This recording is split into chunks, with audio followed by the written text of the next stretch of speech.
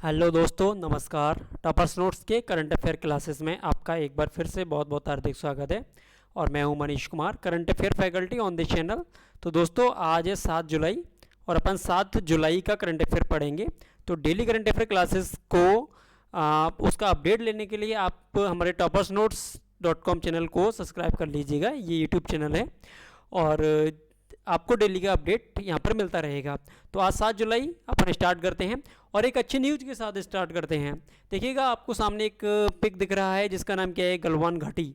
Actual में ये गलवान घाटी का फोटो मैंने यहाँ पर दिया हुआ है आपको। ये गलवान घाटी यहाँ पर आपको देखने को मिलेगी। ये बहुत ज़्यादा चर्चा का विषय बनी हुई है। ये गलवान घाटी कहाँ पर है, किस क्षेत्र के अंडर में आती है, ये सब मैं आपको बताऊंगा इस न्यूज़ में। तो आपको पहले न्यूज़ ये बता दूं कि छोटी सी न्यूज़ यही रही है, अच्छी न्यूज़ है भारत के लिए, कि अभी जो राष्ट्रीय सुरक्षा सलाहकार हैं उन्होंने चीन के राजदूत से बात की और चीन में जो बातचीत चली थी और उस बातचीत से क्या हुआ, जो गलवान घाटी में जो चीन की सेना खड़ी हुई थी उस सेना ने अपने तंबू पीछे कर लिए हैं। अच्छी न्यूज़ है भारत के लिए कि चीन की सेना पीछे हटने लगी इस गलवान घाटी से। ये गलवान घाटी कहाँ पर स्थित है, ज़रा आइए समझते हैं इसको इस भारत के मैप से। तो देखिएगा, ये यहाँ से समझिएगा, ठीक है। ये यहाँ से है, ये देखो, ये आपको मैप दिख रहा होगा, ठीक है। तो इसमें जो रेड जो लाइन हो रखी है ये वाली, ठीक है, ये सारी की सारी क्या है, ये जम्मू कश्मीर वाला एरिया है। ये जम्मू कश्मीर में अपन ये देखेंगे कि यहाँ पर एक लाइन खींची हुई है, ये यहाँ से देखेंगे अपन, ठीक है। तो ये जो लाइन खींची है ना, इसको अपन बोलते हैं क्या, LAC। इसका नाम क्या है, लाइन ऑफ एक्चुअल कंट्रोल, ठीक है, लाइन ऑफ एक्चुअल कंट्रोल, अर्थात LAC, ये लाइन ऑफ एक्चुअल कंट्रोल है यहाँ पर। और इसमें ये वाला जो, ये देखिए यहाँ पर ये वाला जो क्षेत्र बनता है इसको अपन बोलते हैं अक्साई चीन। इस क्षेत्र को अपन अक्साई चीन नामक क्षेत्र से जानते हैं। एक्चुअल में ये भारत का ही था, लेकिन क्या हुआ आपको पता होगा, 1962 में जो एक युद्ध हुआ था, तो 1962 के युद्ध के बाद से ये वाला जो क्षेत्र है वो चीन के द्वारा कब्जा लिया गया है। ऐसे ही इधर देखते हैं अपन, यहाँ पर देखो एक और लाइन में ड्रॉ करता हूँ, इस यहाँ से और समझने की कोशिश कीजिएगा। देखिए, ये यहाँ से देखिएगा, ये वाली लाइन, ठीक है, ये ऐसा ऐसा ऐसा और ये वाला क्षेत्र। तो ये वाला जो क्षेत्र है इसको अपन बोलते हैं गिलगित बल्टिस्तान, ठीक है, बाल्टिस्तान। इसको अपन बोलते हैं POK। तो ये वाला क्षेत्र जो है वो पाकिस्तान ऑक्यूपाइज कश्मीर है। ये पाकिस्तान ने क्षेत्र अपने अंडर में रखा है इसको। और यहाँ पर जो लाइन खींची जाती है उसको अपन बोलते हैं LOC, लाइन ऑफ कंट्रोल। और ये है क्या, LAC, इधर ये LAC है और ये LOC है। और ये वाला जो क्षेत्र बनता है वो हमारे भारत का है, ये वाला बाकी का बचा हुआ एरिया है, ये सब भारत का है, ठीक है। इसी को अपन जम्मू कश्मीर बोलते हैं। एक्चुअली में जम्मू और कश्मीर तो इधर है और लेह और लद्दाख वाला क्षेत्र इधर है। और इसमें भी वो 2 डिवीजन हो चुके हैं। तो लेह लद्दाख और जम्मू कश्मीर 2 अलग अलग क्षेत्र बन चुके हैं जो कि केंद्र शासित प्रदेश हैं भारत की, ठीक है। तो वर्तमान में क्या हो रहा है, यहाँ पर एक गलवान घाटी। अब गलवान घाटी कहाँ पर है इसको देखिएगा। तो आप ये जो LAC मैंने बनाई है, इस LAC के पास में आप यहाँ पर देखिए, यहाँ इस क्षेत्र में आपको एक घाटी देखने को मिलेगी, इसका नाम है गलवान घाटी। और अभी वर्तमान में चीन की सेना यहीं पर खड़ी हुई थी जो कि भारत के क्षेत्र में अंदर की तरफ आ रही थी। तो भारतीय सैनिकों ने इनको यहाँ पर आने से रोका, भारतीय क्षेत्र में आने से रोक दिया है। और अब जो अजीत डोभाल जी, जो भारत के राष्ट्रीय सुरक्षा सलाहकार हैं, उनके द्वारा बातचीत की गई। तो वहाँ पर क्या हुआ, इसको फिर इसके द्वारा चीनी सेना को पीछे हटा दिया गया है। तो वर्तमान में चीनी सेना पीछे हट चुकी है। एक अच्छी न्यूज़ है आपके लिए, ठीक है, और पूरे भारत देश के लिए भी। तो ये थोड़ा सा मैप यहाँ पर मैंने समझाया है। और LAC का विवाद क्या है, क्यों बार बार चीन इस पर विवाद कर रहा है, इसके लिए मैं एक अलग से वीडियो और लेकर आऊँगा। उस क्लास में आप समझिएगा कि इस पूरी समस्या का क्या निदान है और क्यों ये ऐसा हो रहा है, ठीक है। चलेगा, अपन चलते हैं आप आज की पहली न्यूज़ पर। तो पहले इनसे भी परिचित हो जाइए आप थोड़े से। इनका नाम आपको पता ही होगा, है ना। ये कौन है, ये सबसे खूंखार व्यक्ति बन चुके हैं अब इस टाइम के। हालांकि इससे पहले सबसे ज़्यादा खतरनाक व्यक्ति जिसको बोला जाता था वो कौन थे, वो थे उत्तर कोरिया के तानाशाह, ठीक है, उत्तर कोरिया के तानाशाह। इनका नाम आपको पता होगा, ठीक है। तो ये जो थे, जिनका नाम चलो मैं बता ही दूँ, नहीं पता है तो किम जोंग आपने नाम सुना होगा, ठीक है, किम जोंग। तो किम जोंग सबसे ज़्यादा खतरनाक व्यक्ति हैं, अभी भी है वर्तमान में। लेकिन प्रेसिडेंट ऑफ चाइना अर्थात सी जिनपिंग की मैं बात कर रहा हूँ यहाँ पर। ये सी जिनपिंग थोड़े ऐसे व्यक्ति बन चुके हैं जो कि पूरे देश को तो छोड़ो, पूरे वर्ल्ड को ही ये कोई ना कोई समस्या क्रिएट कर ही देते हैं, ठीक है। सी जिनपिंग जी, ये यहाँ से। तो ये वर्तमान में कौन है, चीन के राष्ट्रपति हैं। चलिएगा, ये गलवान घाटी जिसके बारे में मैंने अभी आपको बता ही दिया है, ठीक है। यहाँ पर ये नदियाँ बह रही हैं, इधर से इधर ये नदियाँ, पहाड़ों के बीच में ये गलवान घाटी है। चलिए अपन चलते हैं पहली न्यूज़ पर। आज की पहली न्यूज़ क्या है यहाँ पर देखेंगे। अभी तो एलआईसी के बारे में कुछ डिटेल बता ही रहा था, लेकिन अब अपन पहली न्यूज़ पर आते हैं यहाँ पर। तो सबसे पहले न्यूज़ के बारे में अपन ये देखेंगे कि देखिए अभी हाल ही में क्या हुआ है। कोरोना वायरस की वजह से पूरे देश में, है ना, कोरोना वायरस की वजह से कंप्लीट देश में क्या हो रहा है, लोगों का रोजगार छूटा हुआ है। ठीक है, तो बेरोजगारी काफ़ी यहाँ पर बढ़ती जा रही है। लेकिन अप्रैल और मई महीने से जून महीने की बेरोजगारी पर एक बार नज़र डाली जाए तो यहाँ पर काफ़ी लोग काम पर लौट चुके हैं, काफ़ी डाटा बढ़ चुका है, यहाँ पर बेरोजगारी का घट गया है काफ़ी, है ना। तो अब इसके चलते लोगों को रोजगार देने के लिए, है ना, लोगों को रोजगार देने के लिए महाराष्ट्र के सीएम जो कि कौन है, उद्धव ठाकरे जी, इन्होंने क्या किया है, एक प्लेटफॉर्म लॉन्च किया है। और इस प्लेटफॉर्म का नाम क्या है, महाजॉब प्लेटफॉर्म। ठीक है, महाजॉब प्लेटफॉर्म महाराष्ट्र सरकार के द्वारा लॉन्च किया गया है। इसके तहत लोगों को रोजगार दिया जाएगा। तो आपको पता होना चाहिए, इस न्यूज़ के बारे में अपन देखेंगे। अभी हाल ही में देश में चलने वाले लॉकडाउन के कारण लोगों का रोजगार छूट चुका है। इसलिए इस प्रकार के लोगों को रोजगार देने के लिए महाराष्ट्र सरकार ने एक महाजॉब पोर्टल स्टार्ट किया है। और इस पोर्टल में क्या होगा, स्थानीय जो बेरोजगार हैं, स्थानीय का मतलब उसी राज्य के, तो उनको रोजगार उपलब्ध कराने में सहायता देगा ये महाजॉब पोर्टल। ठीक है, और वर्तमान में जो यहाँ के सीएम है वो आपको पता होंगे कौन है, उद्धव ठाकरे। चलिएगा, इस प्रकार से पहली न्यूज़ हमारी समाप्त होती है। अपन चलते हैं नेक्स्ट न्यूज़ पर। तो इसकी अगली न्यूज़ क्या है देखिएगा। ये भी छोटी सी एक न्यूज़ है कि अभी हाल ही में क्या हो रहा है, कोरोना वायरस के कारण एक बहुत बड़ा मेला जो कि सावन के माह में, अर्थात श्रावण का जो महीना आता है उसमें ये लगता था। तो श्रावण का महीना सोमवार से स्टार्ट भी हो चुका है, अर्थात कल से स्टार्ट भी हो चुका है। पहला सोमवार था ये। तो आपको पता होगा यहाँ पर जो मेला लगता है वो कहाँ लगता है, झारखंड में लगता है। इसका नाम क्या है, श्रावणी मेला। इसका आयोजन नहीं किया जा सका क्योंकि कोरोना वायरस की बीमारी की वजह से। तो इसका आयोजन नहीं हो पाया। तो क्या हुआ, झारखंड सरकार ने इसका सॉल्यूशन कुछ और ढूंढा। झारखंड सरकार ने एक सॉल्यूशन ये ढूंढा कि जो बाबा बैद्यनाथ जी हैं उनके ऑनलाइन दर्शन करवाए जाएंगे अब। तो आरती कार्यक्रम और ऑनलाइन दर्शन करवाने के लिए लाइव प्रशासन उपलब्ध करवा दिया गया है झारखंड सरकार के द्वारा। तो आपको पता होगा श्रावणी मेला के बारे में जरूर जानकारी ध्यान रखिएगा। ये एक विश्व प्रसिद्ध मेला है जिसमें लगभग प्रत्येक वर्ष 3 मिलियन श्रद्धालु आते हैं। और ये झारखंड में झारखंड का जो एक क्षेत्र होता है देवगढ़, वहाँ पर ये लगाया जाता है, लगता है। ठीक है, और इसके लिए क्या किया है, जिला प्रशासन ने राज्य सरकार की वेबसाइट से सोशल वेब पेज पर क्या किया है, दिन में 2 बार दर्शन उपलब्ध कराने का प्रबंध किया है। अर्थात इस पर आप क्या कर सकते हैं, केवल दिन में 2 बार ही दर्शन कर सकते हैं, इससे ज़्यादा नहीं कर सकते हैं। अगर आप ये दर्शन करना चाहते हैं तो आप कर सकते हैं। ये मैंने आपको तरीका बता दिया है। आप क्या कीजिएगा, ये जो राज्य सरकार की वेबसाइट है, अर्थात झारखंड की वेबसाइट है, वहाँ पर जाइए, वहाँ पर आपको देखने को मिल जाएंगे इनके दर्शन। चलिएगा, तो देखते हैं श्रावणी मेला का थोड़ा सा दृश्य कैसा दिखता है। ये देखिएगा, ये श्रावणी मेला है और श्रावणी मेले में काफ़ी ज़्यादा भीड़ भाड़ यहाँ पर इकट्ठी होती है। लगभग 3 मिलियन लोग यहाँ पर आते ही हैं, है ना। काफ़ी ये मंदिर है। और यहाँ पर जो मंदिर है, ये मंदिर किसके लिए प्रसिद्ध है, बाबा बैद्यनाथ जी, जो कि शिवलिंग अर्थात जो भोले जी हैं, अर्थात जो शंकर भगवान हैं, उनके लिए ये मेला समर्पित है। ये बैद्यनाथ जी, ये देखिएगा, इस मंदिर में ये विराजते हैं। ठीक है, चलिएगा। और वर्तमान में जो सीएम हैं झारखंड के वो ये हैं। तो ज़रा कमेंट बॉक्स में आप रिप्लाई कीजिएगा कि वर्तमान में जो सीएम हैं झारखंड के वो कौन है और इनका नाम क्या है। फोटो मैंने आपको दिखा दिया है इनका। ठीक है, इनका नाम क्या है, ज़रा कमेंट बॉक्स में रिप्लाई कीजिएगा। अच्छा, वर्तमान में जो राज्यपाल हैं यहाँ की, झारखंड की जो राज्यपाल हैं वो कौन है, तो झारखंड की राज्यपाल आपको देखने को मिलेंगे कौन, एक महिला है जिनका नाम क्या है, द्रौपदी मुर्मू। ठीक है, द्रौपदी मुर्मू वर्तमान में झारखंड की राज्यपाल हैं। जरा देखिए ये कैसी दिखती हैं, ये रही राज्यपाल, गवर्नर ऑफ झारखंड, ये द्रौपदी मुर्मू जी। ठीक है, झारखंड की ये राज्यपाल हैं। तो इस न्यूज़ से इतना ही काफ़ी है। चलिएगा, अपन चलते हैं नेक्स्ट न्यूज़ की तरफ। यहाँ से देखिएगा, कर्नाटक सरकार एक्चुअल में बेरोजगारों को अब रोजगार दिलवाने के लिए बहुत ज़्यादा प्रयास किए जा रहे हैं राज्य सरकारों के द्वारा। साथ ही साथ कोरोना वायरस को कोई नहीं भूल रहा है, कोरोना वायरस के लिए भी इलाज किया जा रहा है, कुछ ना कुछ तरीके ढूंढे जा रहे हैं। तो अभी क्या किया है कर्नाटक के मुख्यमंत्री जी, ये रहे कर्नाटक के मुख्यमंत्री, देखो यहाँ से देखिए, ये कर्नाटक के मुख्यमंत्री हैं। तो कर्नाटक के मुख्यमंत्री जिनका नाम क्या है, BS येदियुरप्पा जी, अभी इन्होंने क्या किया है, एक योजना स्टार्ट की है। तो इस योजना का नाम क्या है, बुनकर सम्मान योजना। तो कर्नाटक के मुख्यमंत्री BS येदियुरप्पा जी के द्वारा बुनकर सम्मान योजना की शुरुआत की गई है।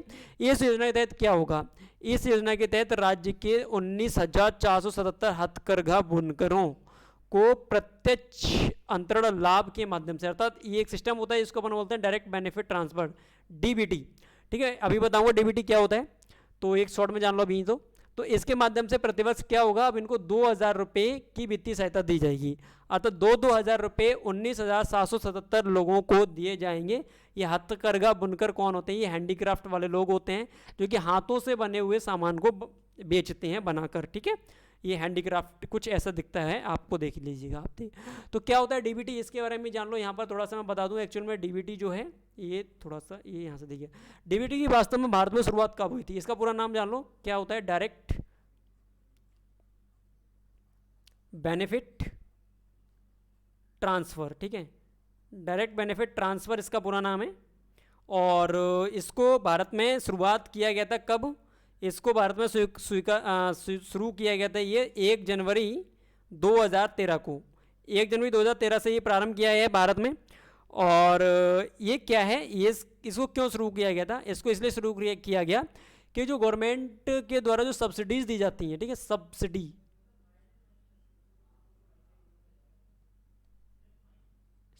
जो दी जाती हैं, ठीक है, तो उन सब्सिडीज को सीधे जो सब्सिडी को प्राप्त करने वाला व्यक्ति है उसी के खाते में पहुंचाई जाए, इसलिए इसको 2013 में स्टार्ट किया गया था। तो ये है डीबीटी, ठीक है। और किसने इसको शुरुआत की थी, तो आपको पता होगा, जरा कमेंट बॉक्स में बता दो किसने इसकी शुरुआत किसके द्वारा की गई है। चलो चलते हैं अगले न्यूज़ पर। यहाँ पर ये देखो 4th न्यूज़, अभी हाल ही में क्या किया गया है, प्रधानमंत्री नरेंद्र मोदी जी के द्वारा मध्य प्रदेश में एक जिला पड़ता है रेवा जिला, ठीक है, यहाँ पर रेवा आएगा, ये रीवा भी बोलते हैं इसको कई जगह पर।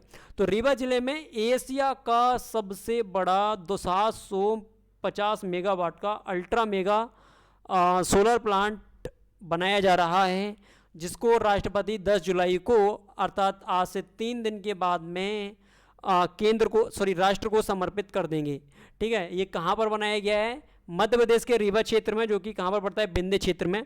अभी जरा मैप में देखिएगा, ये देखो मध्य प्रदेश है हमारा, ये मध्य प्रदेश में कई सारे जिले हैं, जैसे कोई उज्जैन जिला है, ठीक है, ये मंदसौर जिला है, इधर ये ग्वालियर भिंड है ना, इधर वाले देखेंगे तो ये बैतूल छिंदवाड़ा वह जिला है, इधर देखिएगा इधर ये रेवा जिला है। तो ये वाला जो क्षेत्र पड़ता है वो इसका विंध्य क्षेत्र पड़ता है, यहाँ पर विंध्याचल पर्वतमाला है, तो इसी में एक जिला पड़ता है, इसका नाम है रेवा जिला। और इसी रेवा जिले में क्या किया गया है, जो प्रधानमंत्री नरेंद्र मोदी जी के द्वारा एशिया का सबसे बड़ा 750 मेगावाट वाला अल्ट्रा मेगा सोलर प्लांट बनाया जा रहा है, ये है वो, यहाँ से देखिएगा, ठीक है, अल्ट्रा मेगा सोलर प्लांट। तो यहाँ से 750 मेगावाट बिजली उत्पादन किया जाएगा, ठीक है। अच्छा, कमेंट बॉक्स में मुझे ज़रा ये बताइएगा कि विश्व का सबसे बड़ा जो जो सोलर प्लांट है वो कहाँ पर है। एशिया का तो सबसे बड़ा आपको पता चल गया, जो कि एमपी में बन रहा है, लेकिन विश्व का सबसे बड़ा कौन सा है और कहाँ पर है, किस देश में, वो भी कमेंट बॉक्स में ज़रा रिप्लाई करके मुझे जल्दी से बताइएगा। चलिएगा अपन चलते हैं 5वीं न्यूज़ पर। तो और देखो सीएम मध्य प्रदेश के आपको पता ही है, शिवराज सिंह चौहान जी ये रहे, और मध्य प्रदेश के राज्यपाल आपको पता ही है वर्तमान में। तो उत्तर प्रदेश के जो राज्यपाल हैं जिनका नाम क्या है, आनंदीबेन पटेल जी, वो इसकी कुर्सी संभाल रही हैं, ठीक है, मैं पिछली न्यूज़ में कई बार बता चुका हूँ। चलिएगा 5वीं न्यूज़ पर अपन देखेंगे। तो अभी हाल ही में क्या किया है, छोटी सी न्यूज़ है, विष्णु प्रसाद नंदा जी, ये देखिए यहाँ से, ठीक है, ये विष्णु प्रसाद नंदा जी हैं, इनको क्या बनाया गया है, ये जो रेलवे बोर्ड है, ठीक है, तो रेलवे बोर्ड में महानिदेशक बनाया गया है, और जो रेलवे स्वास्थ्य सेवा है अर्थात डीजी और आरएचएस के पद पर इनको नियुक्त किया गया है, रेलवे स्वास्थ्य सेवा, इनका नाम क्या है, डॉक्टर विष्णु प्रसाद नंदा जी। तो ये एक अच्छी न्यूज़ है आपके लिए, है ना। और एक्चुअल में ये जो पद होता है अर्थात ये जो पोस्ट होती है वो रेलवे विभाग में सबसे ऊंची पोस्ट होती है, ठीक है, सर्वोच्च पोस्ट है। तो ये हैं आपके विष्णु जी, ठीक है। चलिए फिर अपन चलते हैं अगली न्यूज़ पर। तो काफ़ी अच्छी न्यूज़, सुनने में बड़ा मज़ा आएगा इसको। आपको पता होगा अभी हाल ही में क्या किया गया है, चीन में जो कोरोना वायरस था बहुत ज़्यादा प्रसिद्ध रहा, ये चीन का ही था, ठीक है। और फिर इसके बाद में एक नया वायरस यहाँ पर उत्पन्न हो गया जिसका नाम क्या है, ब्यूबोनिक प्लेग, ठीक है। यहाँ पर एक नई बीमारी चीन में, देखो एक्चुअल में सबसे पहले यहाँ पर कोरोना आया था, कोरोना के बाद में यहाँ पर एक और नई बीमारी आ गई जिसका नाम था हैंटा वायरस, ठीक है, हैंता वायरस के यहाँ पर बाद में यहाँ पर एक और आया था एक वायरस जिसका नाम था G4 वायरस। अब एक और नई बीमारी यहाँ पर उत्पन्न हो गई जिसका नाम क्या है, ब्यूबोनिक प्लेग। और इसको एक बैक्टीरिया के द्वारा फैलाया जाता है। अतः ये बैक्टीरिया से फैलता है जिसका नाम क्या है, यारसीनिया पेस्टिस। एक्चुअल में चीन में भी हाल ही में एक नई बीमारी उभरी है जिसका नाम क्या है, ब्यूबोनिक प्लेग। डब्ल्यूएचओ ने बताया है कि यह बीमारी जो है वो यारसीनिया पेस्टिस नामक बैक्टीरिया से फैलती है। एक्चुअल में इस बीमारी को अपन ब्लैक डेथ के नाम से भी जानते हैं। तो क्वेश्चन बन के आ जाए कि ब्लैक डेथ क्या है, तो ब्लैक डेथ यही बीमारी है। और ये जो बीमारी है वो किससे फैलती है, आपको पता होगा, जो रोडेंट्स होते हैं अर्थात जो चूहे वगैरह होते हैं, गिलहरी होती हैं, जो रोडेंट्स कैटेगरी के जितने भी जीव होते हैं उनके द्वारा ये फैलती है। और इसके लक्षण की बात करेंगे अपन तो जैसे कि बुखार आ जाए, है ना, ठंड लगे, सर दर्द हो, ये सभी इसके लक्षण होते हैं। तो ये चीन की एक और नई करतूत यहाँ पर देखने को मिल रही है और इसको लेके चीन में थोड़े से अलर्ट भी जारी कर दिए गए हैं। ठीक है, चीन में अब कोई भी बीमारी आएगी उससे पहले अपन को भी सतर्क रहना चाहिए पड़ेगा। बिकॉज अगर मान लीजिएगा ये बीमारी जो थी कोरोना, अगर पहले से अलर्ट कर दिया जाता तो ये इतनी लंबी नहीं फैलती। चलिए खैर अपन नेक्स्ट न्यूज़ पर आते हैं। अभी देखो रेलवे, जो भारतीय रेलवे है उसने 2030 तक का एक लक्ष्य रखा है कि वो जीरो कार्बन उत्सर्जन वाला प्लेटफॉर्म बन जाएगा या परिवहन बन जाएगा। एक्चुअल में जो भारतीय रेलवे है वो ये लक्ष्य रख रही है कि 2030 तक जो डीजल वाली ट्रेन है उनको समाप्त कर दिया जाएगा, कार्बन बिल्कुल उत्पन्न नहीं करेंगे हम लोग। तो ये 2030 तक का लक्ष्य रखा है। तो क्वेश्चन यही आएगा कि भारतीय रेलवे ने जीरो कार्बन उत्सर्जन का जो लक्ष्य रखा है वो कब तक का रखा है, तो आपको याद होना चाहिए 2030 तक। और वर्तमान में जो रेल मंत्री है उनका नाम आपको पता होगा, पीयूष गोयल जी। ठीक है, वर्तमान में ये रेल मंत्री हैं।